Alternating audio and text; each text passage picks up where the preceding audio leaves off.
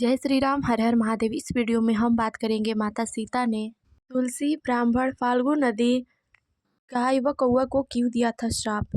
माता सीता के किस श्राप के कारण बिहार के गया में आज भी नहीं उगती है तुलसी माता का एक भी वृक्ष। तो आइए इस विषय में विस्तार से चर्चा करते हैं। वाल्मीकि रामायण के अनुसार वनवास के समय भगवान राम, लक्ष्मण व माता सीता पितृपक्ष में श्राद्ध करने के लिए गया धाम पहुँचे। ब्राह्मण ने श्री राम जी और लक्ष्मण जी को श्राद्ध के लिए कुछ सामग्री लाने को कहा। ब्राह्मण की आज्ञा मानकर श्री राम जी व लक्ष्मण जी श्राद्ध के लिए सामग्री लाने के लिए चले गए। जब ब्राह्मण देवता ने देखा कि श्री राम जी और लक्ष्मण जी को आने में देरी हो रही है तो उन्होंने माता सीता से कहा कि पिंडदान का समय निकलता जा रहा है। यह सुन सीता जी की व्यग्रता भी बढ़ती जा रही थी। श्री राम जी और लक्ष्मण जी श्राद्ध के लिए सामग्री लेकर नहीं लौटे थे। इसी समय दशरथ जी की आत्मा ने माता सीता जी को ये आभास कराया कि पिंडदान का समय निकलता जा रहा है। यह सब देख माता सीता असमंजस में पड़ गई। माता सीता ने समय की परिस्थिति को समझते हुए यह निर्णय लिया कि वह स्वयं अकेले ही अपने ससुर श्री दशरथ जी का पिंडदान करेंगी, जिससे मुहूर्त में ही श्राद्ध हो जाए। तब उन्होंने फाल्गु नदी, तुलसी वृक्ष, कौआ, बट वृक्ष, ब्राह्मण व गाय को साक्षी मानकर उन्होंने अपने ससुर का पूरे विधि विधान के साथ पिंडदान किया। इस क्रिया के उपरांत जैसे ही माता सीता ने श्री दशरथ जी से हाथ जोड़कर निवेदन किया, उनसे प्रार्थना की, तो दशरथ जी ने सीता माता का पिंडदान स्वीकार कर लिया। माता सीता को यह जानकर बड़ी प्रसन्नता हुई कि उन्होंने के द्वारा किया गया पिंडदान उनके ससुर जी ने स्वीकार कर लिया है। उनके मन में यह एक संशय भी था कि प्रभु श्री राम इस बात को नहीं मानेंगे, क्योंकि पिंडदान बिना पुत्र के नहीं हो सकता है। यही समय बाद राम जी और लक्ष्मण जी पिंडदान की सामग्री लेकर आए और सीता जी से पिंडदान के बारे में पूछा।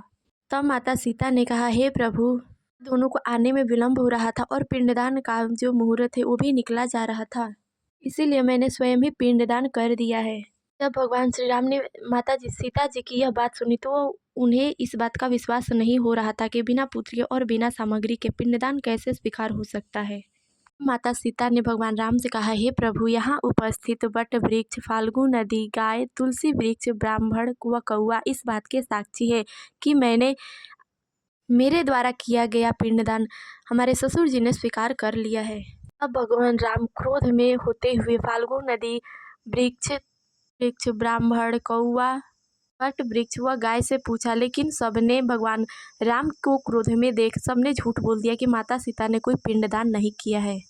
केवल वहां मौजूद बट वृक्ष ने ही भगवान से कहा, हे प्रभु, माता सीता ने स्वयं ही पिंडदान किया है तथा दशरथ जी ने प्रेम पूर्वक उस पिंडदान को स्वीकार कर लिया है। तब माता ने ब्राह्मण, कौआ, तुलसी वृक्ष, वो नदी व गाय को भगवान राम से झूठ बोलते देखा तो उन्हें बड़ा क्रोध हुआ और उन्होंने उन पांचों लोगों को आजीवन श्राप दे दिया।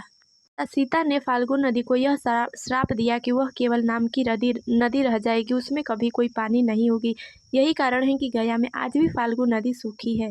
गाय को यह श्राप मिला कि वह पूजनीय होकर भी खाने के लिए दर बदर भटकती रहेगी तथा खाने में उसे जूठा ही दिया जाएगा। तथा ब्राह्मणों को यह श्राप दी कि उन्हें कभी भी संतुष्टि नहीं मिलेगी, वे कितना भी धन अर्जन कर ले लेकिन हमेशा दरिद्र ही बने रहेंगे। माता सीता के इसी श्राप के कारण ब्राह्मण आज भी भिक्षा मांगकर ही अपना जीवन यापन करते हैं।